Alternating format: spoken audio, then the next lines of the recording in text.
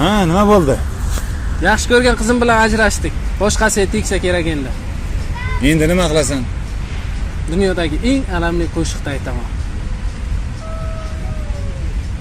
Sevarmidim, sevardim, so'nggi bor esladim bugun o'zga bog'da gulladi gulim begonam endi sen uchun. Shunaqa gaplar. Ey, Nurasdan Jelisdan yuzanchi o'tib ketadi. Bu? SMS keldi. Kimdan? Yarashaylik deyapti. Yarashmaymisan? Qo'shiq zo'r chiqqan, ayollar haqida qo'ymaymiz-ku. Yarashmaymiz. Yo'qoldi. Qo'shiq qo'y. Sevarmidim, sevardim, so'nggi bor esladim bugun. Sevgi achchiq, Jelis esa shirin.